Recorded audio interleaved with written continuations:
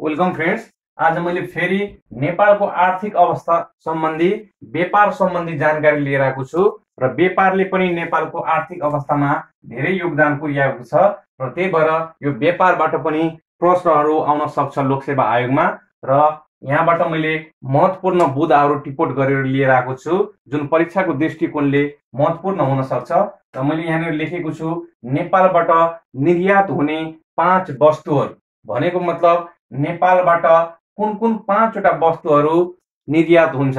फर्स्टमा रहेको छ कार्पेट जन्य वस्तु भनेको गलैँचाहरू, त्यो चाहिँ 11.62% निर्यात हुन्छ।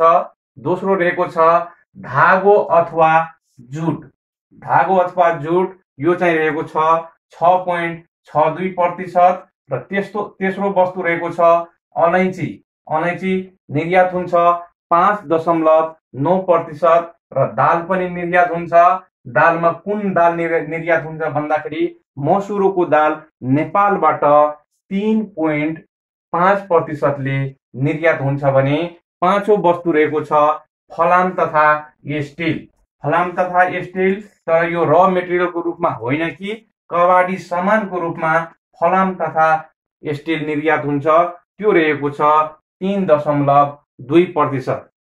यस अनुसार नेपालबाट निर्यात हुने 5वटा वस्तुहरू कार्पेट जन्य वस्तु, जुट, धागो, अलैँची, दाल र फलाम तथा स्टिल कबाडी सामानहरू गरेर 5वटा वस्तुहरू निर्यात हुन्छ भने नेपालमा आउने आयात हुने 5वटा वस्तुहरू के हो भन्दाखेरि पहिले रहेको छ पेट्रोलियम पदार्थहरू। हामीहरूले गाडीमा प्रयोग गर्ने डिजल पेट्रोलहरू सबै 1 नम्बरमा निर्यात हुन्छ। त्यसपछि दोस्रो नम्बरमा रहेको छ सुन, तेस्रो नम्बरमा रहेको छ फलाम, चौथो नम्बरमा रहेको छ कच्चा भटमास भनेको र सोयाबिन र पाँचौं नम्बरमा रहेछ चामल। हामीले चामल पनि बाहिरबाट आयात गर्दो रहेछौँ। त्यसपछि नेपाललाई आर्थिक सहयोग गर्ने प्रथम राष्ट्र कुन भन्दाखेरि नेपाललाई सबैभन्दा पहिला आर्थिक सहयोग गर्ने प्रथम राष्ट्र अमेरिका थियो। कहिले गरेको थियो भन्दाखेरि विक्रम सम्वत 2009 सालमा अर्थात् 1951 जनवरी 23 मा अमेरिकाले नेपाललाई सर्वप्रथम आर्थिक सहयोग गरेका थिए र व्यापारका लागि दोहोरो कर मुक्त सम्झौता भएका देशहरू हाल कतिवटा रहेछन्? धेरैवटा बुकमा 10वटा लेखा छ, तर अहिले जम्मा 11वटा देशमा हैन दोहोरो कर मुक्त सम्झौता भएको देश रहेको छ र यहाँबाट तपाईको लोकसेवा आयोगमा दिएका मध्ये दोहोरो कर मुक्त सम्झौता भएका देश कुन हो अथवा होइन भनेर प्रश्न दिन सक्छ। त्यही भएर मैले यो नाम पनि लेखेको छु: भारत, नर्वे, थाइल्यान्ड, श्रीलङ्का, मौरिसस, अस्ट्रिया, पाकिस्तान, चीन, कोरिया, गणतन्त्र, कतार, बङ्गलादेश र सबैभन्दा पछि दोहोरो कर मुक्त सम्झौता भएको देश बङ्गलादेश हो, जुन तपाईको 2015 जनवरी 29 तारिखको दिनमा दोहोरो कर मुक्त सम्झौता भएको थियो। दोहोरो कर मुक्त सम्झौता र बिपा भनेको अलग कुरा हो र बिपाको बारेमा म अन्तिममा भन्छु। पहिला यो दोहोरो कर मुक्त सम्झौता है, जम्मा 11वटा देशहरू छन्: 1 2 3 4 5 6 7 8 9 10 यो 10 र यो 11वटा र अन्तिम रहेको छ बङ्गलादेश रहेको छ। र यस प्रकार नेपालले आफ्नो व्यापारिक गतिविधिहरू बढाइरहेको छ। त्यसपछि अझ पनि यो व्यापार सम्बन्धी जानकारी रहेको छ हामीसँग र यो व्यापार पनि आर्थिक विकासमा नेपाललाई धेरै सहयोग गर्ने क्रियाकलाप हो। र यो व्यापारको कुरा गर्थे कि हालसम्म द्विपक्षीय व्यापार हुने देशहरू भनेको नेपाल र अर्को देश बीच दुईतिरैबाट व्यापार हुने देशहरू कतिवटा रहेको छ भन्दाखेरि त्यो चाहिँ 31वटा रहेको छ। हाल नेपालसँग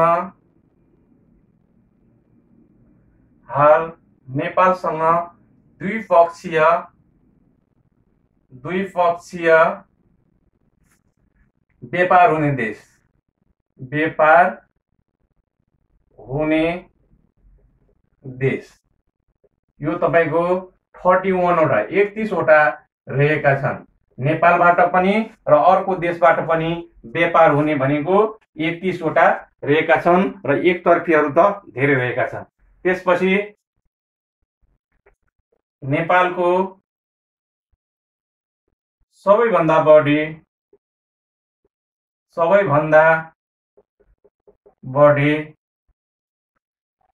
व्यापार हुने देश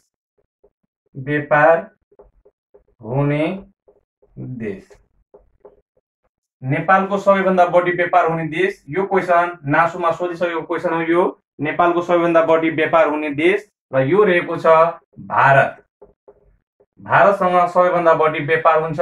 कति व्यापार हुन्छ भन्दाखेरि 66.3% व्यापार नेपालको भारतबाट हुन्छ र दोस्रोमा रहेको छ चीन र चीनको कति पर्सेन्ट, चीनसँग व्यापार हुने भनेको नेपालको 10% व्यापार चीनसँग हुने गर्छ। त्यसपछि यहाँनिर अर्को महत्त्वपूर्ण बुँदा रहेको छ नेपालको आर्थिक तथा वाणिज्य राजधानी सहर।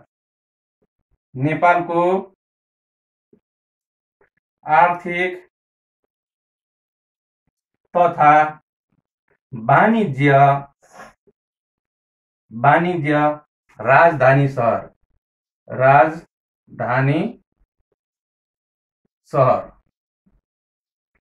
नेपालको कुन सहरलाई नेपालको आर्थिक तथा वाणिज्य राजधानी सहर भनिन्छ भनेर पनि क्वेशन सोध्न सक्छ र यसको आन्सर हुन्छ वीरगञ्ज।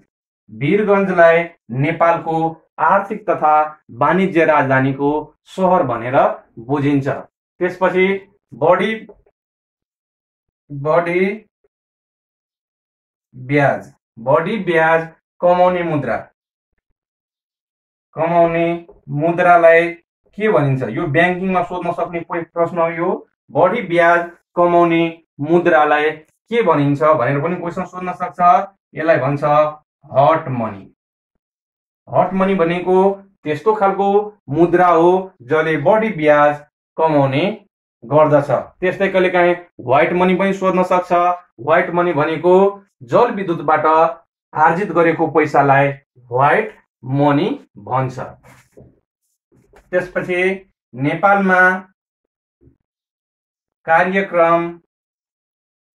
कार्यक्रम बजेटको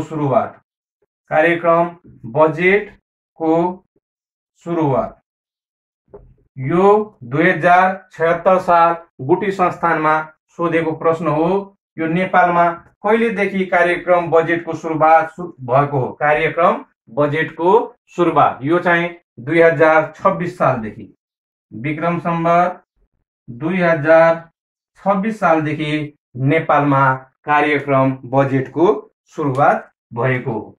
यो सबै बुँदाहरू परीक्षाको दृष्टिकोणले एकदम महत्त्वपूर्ण रहेको छ। त्यही भएर यो सबै कपीमा लेखेर पढ्नु भयो भने बढी प्रभावकारी हुन्छ। अनि यो अहिले जुन कुराहरू मैले यहाँ लेखाउँदै छु यो सबै कुरा नेपालको आर्थिक गतिविधिसँग सम्बन्धित रहेको छ।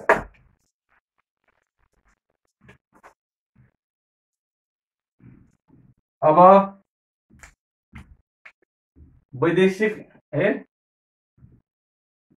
नेपालमा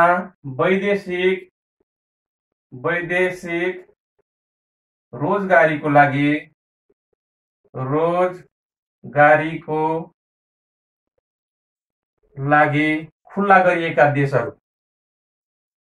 खुला गरिएका देशको संख्या। नेपालबाट कतिवटा देशमा नेपालीहरू रोजगारीका लागि जान सक्छ भन्दाखेरि यो रहेको छ 110 वटा देश। 110 वटा देश र अन्तिम रहेको छ यहाँनिर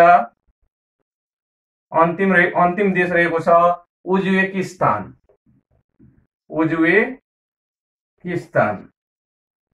अन्तिम करार भएको उज्बेकिस्तान रहेको छ। त्यसपछि नेपालमा सबैभन्दा बढी लगानी गर्ने संस्था कुन हो?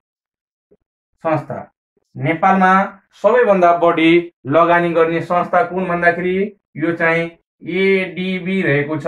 र यो एडीबी भनेको ए भनेको एसियन, डी भनेको डेभलपमेन्ट र बी भनेको ब्याङ्कलाई भन्छ। एसियन डेभलपमेन्ट ब्याङ्कले नेपालको सन्दर्भमा सबै संस्थाभन्दा बढी लगानी गर्ने संस्था हो। यो क्वेशन पनि लोकसेवा आयोगले सोधेको प्रश्न हो। त्यसपछि छ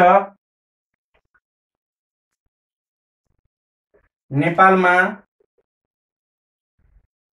तेस्रो मुलुकबाट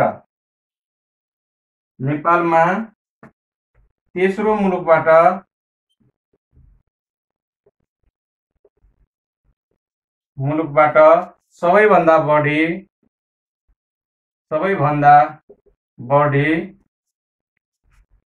आयात हुने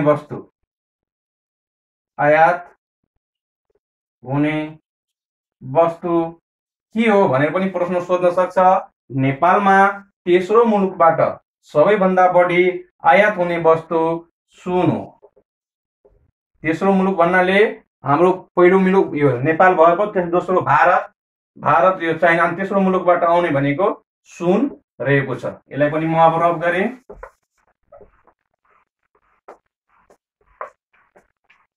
अब व्यापारको कुरा गर्दाखेरि हामीले डब्लुटिओ लाई पनि सम्झनु पर्ने हुन्छ। अब डब्लुटिओ र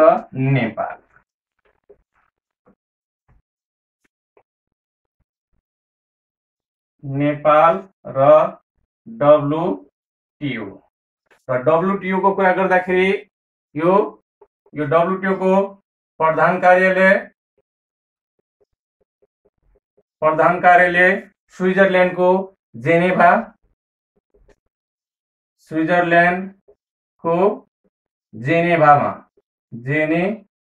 भन्ने ठाउँमा डब्लुटिओ को प्रधान कार्यालय रहेको छ भने पहिला यो डब्लुटिओ लाई ग्याट भन्थ्यो, ग्याट भन्थ्यो। र ग्याट भनेको जेनरल एग्रीमेन्ट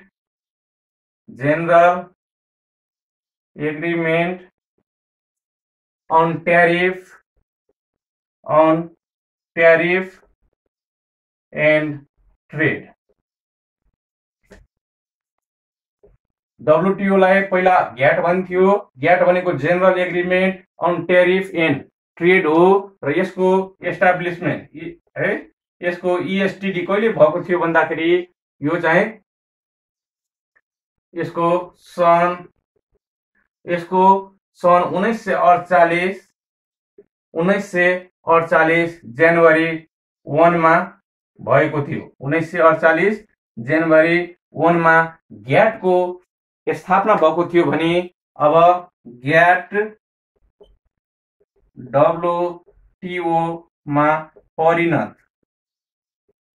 कहिले ग्याट डब्लुटिओ मा परिणत भएको थियो भन्दाखेरि यो चाहिँ सन् 1995 जनवरी 1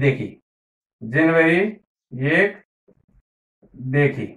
त्यसपछि नेपाल मेम्बर भएको। नेपाल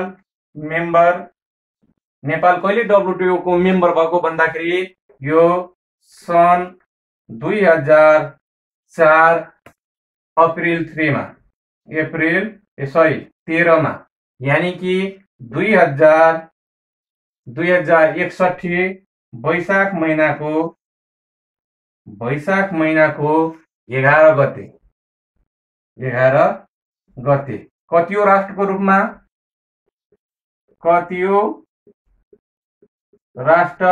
रूपमा भएको थियो भन्दाखेरि 147औं राष्ट्रको रूपमा 147औं राष्ट्रको रूपमा नेपाल यसको मेम्बर भएको थियो। र औपचारिक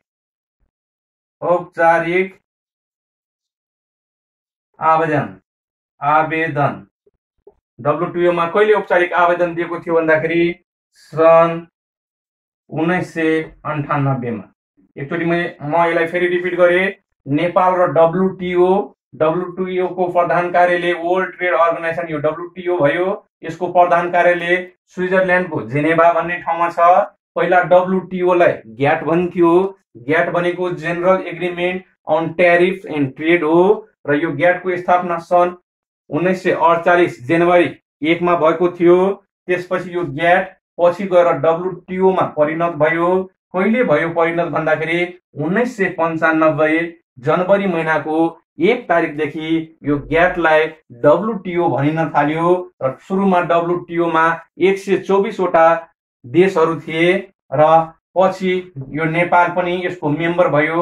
नेपाल मेम्बर कहिले भयो भन्दाखेरि सन् 2004 अप्रिल महिनाको 13 तारिक र तदनुसार नेपाली डेटमा चाहिँ कति भन्दाखेरि 2061 विक्रमसम्म 2061 वैशाख महिनाको 11 गते कतिऔं राष्ट्रको रूपमा भयो भन्दाखेरि 147औं राष्ट्रको रूपमा नेपाल WTO को मेम्बर सदस्य राष्ट्र भयो र नेपालले कहिले औपचारिक रूपमा आवेदन दिएको थियो भन्दाखेरि 1998 मा WTO मा आवेदन दिएको थियो। र यो व्यापारको कुरा गर्दाखेरि हामीले थोरै WTO सँग यसलाई लिङ्क अप मात्रै गरेको साथीहरू र पछि WTO को भिडियो पनि छुट्टै बनाउन सक्छु म। अब रहेको छ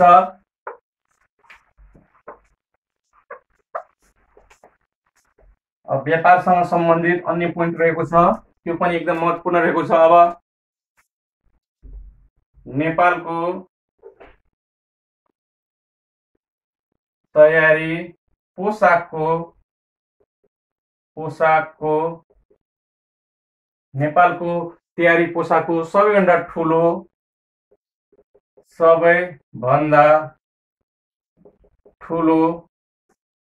अन्तर्राष्ट्रिय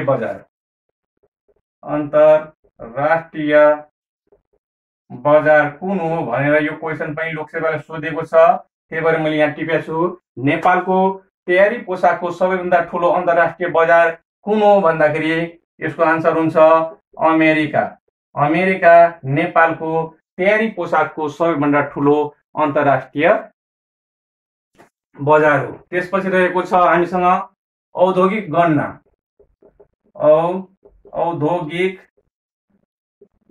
गणना कति अवधिमा गरिन्छ भन्दाखेरि प्रत्येक 5 वर्षमा नेपालमा औद्योगिक गणना गरिन्छ। त्यसपछि छ हामीसँग प्राचीन कालमा व्यापारिक बस्तीलाई के भनिन्थ्यो? प्राचीन कालमा व्यापारिक बस्ती बस्तीलाई के भनिन्थ्यो भन्दाखेरि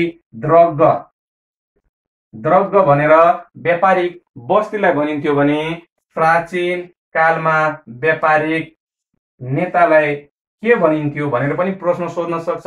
यो चाहिँ सार्थवाह भनेर भनिन्थ्यो। त्यसपछि छ उपभोक्तालाई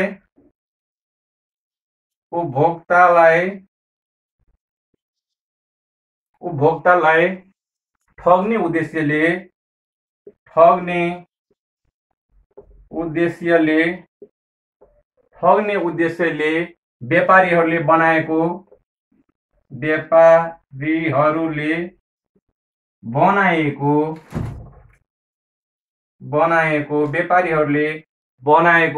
गठबन्धनलाई के भनिन्छ? गठबन्धन। व्यापारीहरूले बनाएको गठबन्धनलाई कार्टेल भन्छ। त्यसपछि यसलाई म फेरि एकचोटि थोरै रिपिट गर्छु। नेपालको तयारी पोसाकको सबैभन्दा ठुलो अन्तर्राष्ट्रिय बजार अमेरिका हो। औद्योगिक गणना प्रत्येक 5 वर्षमा गरिन्छ। प्राचीन कालमा व्यापारिक बस्तीलाई द्रग्ग भनिन्थ्यो। प्राचीन कालमा व्यापारिक नेतालाई सार्थवाह भनिन्थ्यो। उपभोक्तालाई ठग्ने उद्देश्यले व्यापारीहरूले बनाएको गठबन्धनलाई कार्टेल भनिन्थ्यो। अब थोरै जानकारी छ हामीसँग विपा सम्बन्धी जानकारी रहेको छ र यो विपा पनि महत्त्वपूर्ण रहेको छ र यो विपा पनि व्यापारसँग रिलेटेड भएकोले म यो विपाको बारेमा पनि थोरै जानकारी गराउँछु। अब यो यो बिपा यो हालसम्म बिपा सम्झौता भएका देश। हालसम्म बिपा सम्झौता भएका देशहरू कतिवटा छ भन्दाखेरि 6 वटा देश। अहिलेसम्म 6 वटा देशसँग बिपा सम्झौता भएका छन्। भनेपछि यो बिपा भनेको चाहिँ के भन्दाखेरि यो पनि बुझ्नु पर्यो। अब यो बिपाको फुल फर्म चाहिँ के रहेछ भन्दाखेरि बाइल्याटरल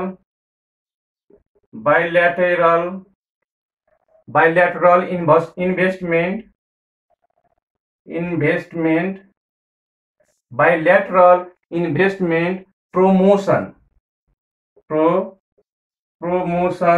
and protection एग्रीमेंट। फेरि रिपिट गरेँ मैले। बिपा भनेको bilateral investment promotion and protection एग्रीमेन्टलाई बिपा भन्दो रहेछ। र यो बिपा अहिलेसम्म नेपालमा हैन हालसम्म बिपा सम्झौता भएका देशहरू 6 वटा रहेको छन्। फर्स्टमा थियो फ्रान्स र फ्रान्ससँग कहिले बिपा सम्झौता भएको थियो भन्दाखेरि सन् 1983 मे महिनाको 2 तारिकमा फ्रान्ससँग बिपा सम्झौता भएको थियो। त्यसपछि रहेको छ जर्मनी र जर्मनीसँग सन् 1986 अक्टोबर 20 मा यो जर्मनीसँग बिपा सम्झौता भएको थियो। त्यसपछि छ युएसए सँग सन् 1993 यो मार्च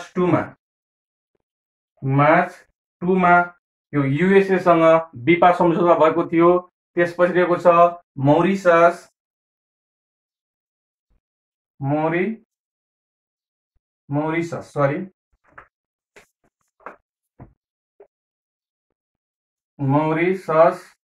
र यो मौरिसससँग बिपा सम्झौता भएको 1999 अनि अगस्त 3 मा। त्यसपछि मौरिसस पछि रहेको छ फिनल्यान्ड र यो फिनल्यान्डसँग सन् 2009 अनि फेब्रुअरी 3 मा। त्यसपछि अन्तमा रहेको छ यो भारतसँग सन् 2011 अनि अक्टोबर 21 मा बिपा सम्झौता भएको थियो। यसलाई म फेरि एकचोटि रिपिट गरेँ। हालसम्म बिपा सम्झौता नेपालसँग बिपा सम्झौता भएका देशहरू 6 वटा रहेका छन्। बिपा भनेको bilateral investment promotion and protection एग्रीमेन्टलाई भन्छ। सबैभन्दा पहिला फ्रान्ससँग सन् 1983 मे 2 मा। त्यसपछि जर्मनीसँग 1986 अक्टोबर 20 मा। त्यसपछि युएसए सँग 1993 मार्च 2 मा। मौरिसससँग 1999 अगस्त 3 मा। फिनल्यान्डसँग 2009 फेब्रुअरी 3 मा र लास्टमा भारतसँग 2011 अक्टोबर 21 मा। यस प्रकार 6 वटा देशसँग नेपालको बिपा सम्झौता भएको छ। र यो सबै जानकारीहरू व्यापार सम्बन्धी जानकारी थिए र व्यापारले आर्थिक विकासमा सहयोग गरेको हुनाले यो नेपालको आर्थिक विकाससँग सम्बन्धित भिडियो हो। र यस्तै अन्य जानकारीको लागि तपाईहरुले हाम्रो च्यानल स्मार्ट एजुकेशनल ट्रिकलाई सब्स्क्राइब गर्न सक्नुहुन्छ। लाइक गर्नुहोला र मन पर्यो भने शेयर गर्नुहोला। धन्यवाद।